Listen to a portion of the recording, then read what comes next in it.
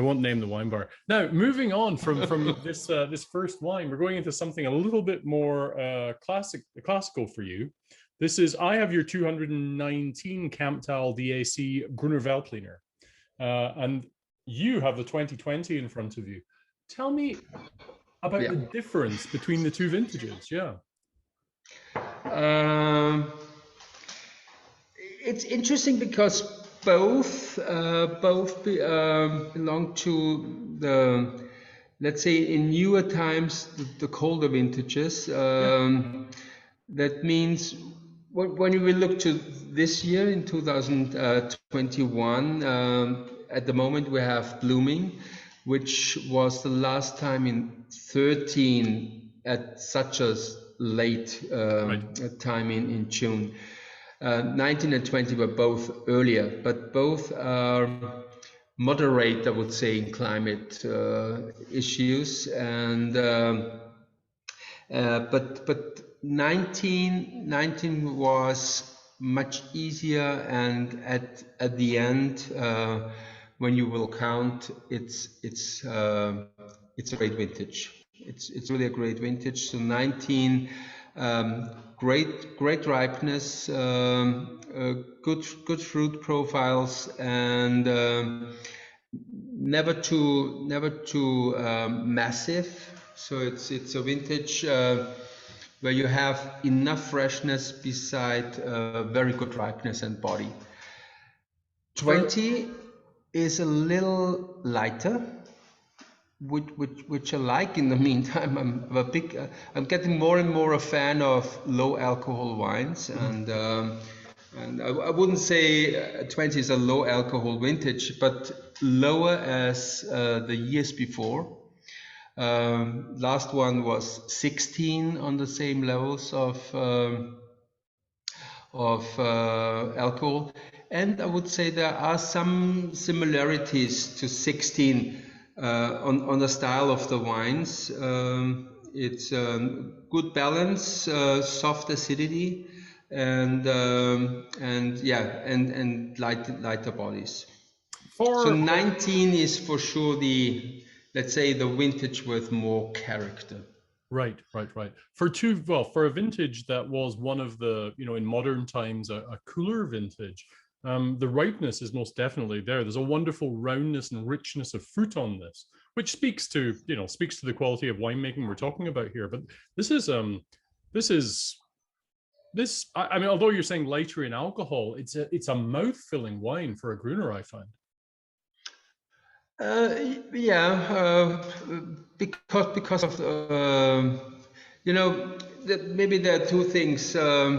First, the vintage is good. 19 is really good vintage, and in the meantime, we as an estate we work only with our own fruit, so we don't buy fruit. We stopped that 2 years ago.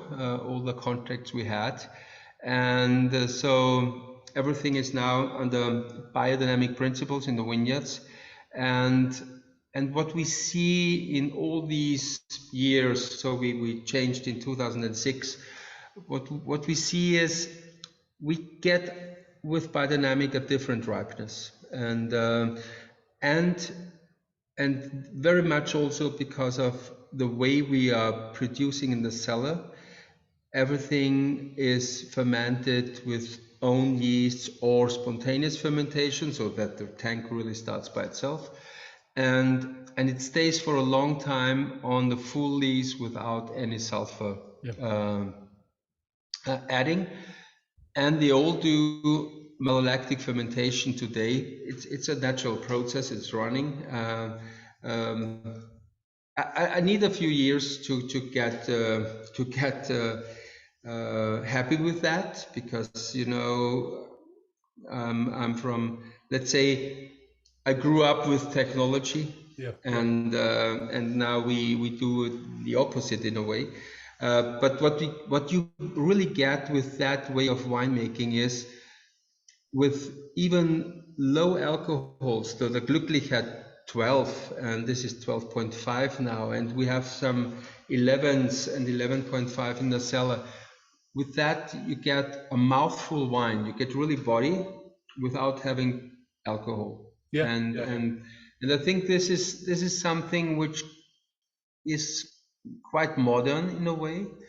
Get full taste with low alcohol, and I think biodynamic and this way of winemaking can help to reach that. It seems to be a much more complete glass of wine. That's it. Yeah. When I taste through the cellar, when fermentation ends, and because of these natural processes, the malolactic fermentation is normally running in between the alcoholic fermentation, Yep. and in many cases, malolactic is finished first and then alcohol. And when you taste through, you can easily check out the tanks which has no malolactic fermentation. Yep. And the big difference is this complete palette, as you said, the harmony, the balance, it's everything is on the place in a way, and when you don't have it, you have of course more freshness maybe when the wine is young, but there is the acid, there's the alcohol, there's everything is somewhere. It's not rounded as in wines Yeah. which are running through all processes. Now, next up, we have a couple of 2017s. We have the Grüner Veltliner, Käferberg, and we have the Riesling Steinmassl. Tell us a little bit about these two wines side by side, because same vintage, 2007, different grapes, obviously, and different sites.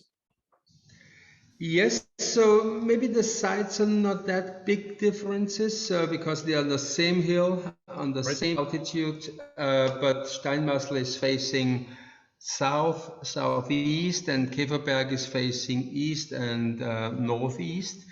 Little differences in soils. This is something which makes Kamptal so unique in the wine world, I would say. It's I heard this week because someone called me from a museum of stones, of minerals, and there's a term of that region for the geological term. It's the it's the German is the bunte Kammer, so it's the colored room. Okay. Can say, because you find only when you walk 100 meters, you have a completely different geological situation here.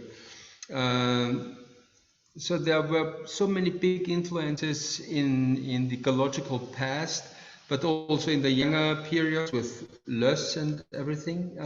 So influences from the ices, and this makes Kamptal so diverse and possibilities to grow.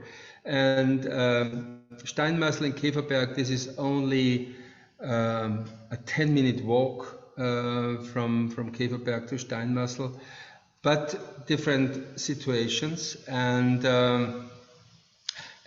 these two varieties also need different places, especially different soils. So Riesling is a variety which need well-drained soils, because there's a risk of botrytis at the end, and Riesling also can hold water stress or has no problems with drought in summer. Grüner Veltliner need water, need food, need water, so need soils where the roots can go deep. And Käferberg has these sediments from the prehistoric sea, sand and clay, and so the roots can go deep and they find water there. And Steinmassl is on a little steeper terraces and it's well drained. Some places are with clay, but most of the places are gneiss, so primal rock or glimmer schießt is the right word for that, and that's perfect for Riesling. And 17 is a hot vintage, and there is also some differences in the varieties you can see.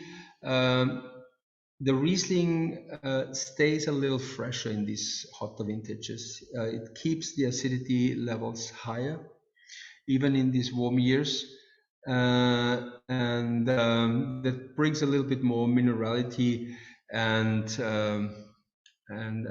finesse to the wine. And the Käferberg, the Grüner Veltliner, in these warm years brings body sweetness, honeyness, especially when it gets ripe.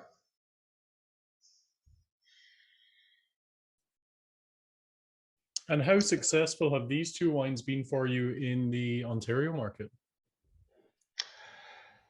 You know, the single vineyards, these are, of course, the wines we work for.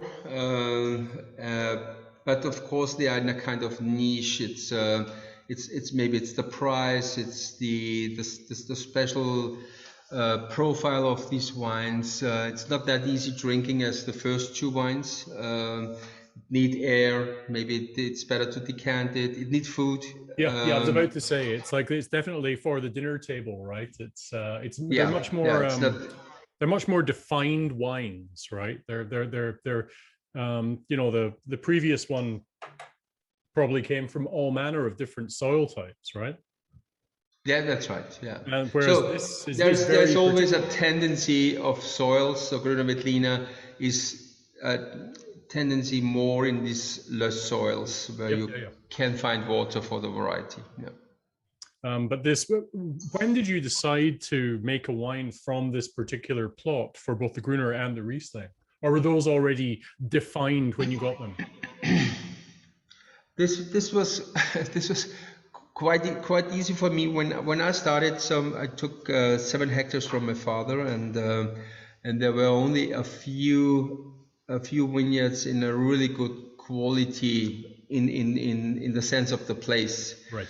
And this was Käferberg by the Grüner Veltliner, and this was Steinmassl by the Riesling. Right. So it was quite easy for me to check it out, which wines should get into the single vineyard wines, because these were my first 2 really good sites we had, and we can make wine out of it.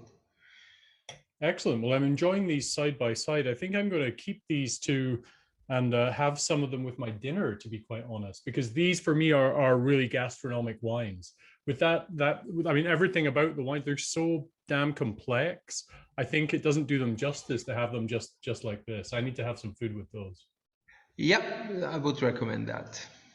Fred Loimer, thank you for joining us all the way from Kamptal. Always great to check in with you. I'm glad we've been seeing each other a little bit more often, albeit virtually. Hopefully in person in Toronto, or maybe in Austria. Maybe one never knows. One never knows. Yeah. Fred, thank you so much again. We'll chat soon. Bye for now. Thank you, Jamie. Thanks. Bye.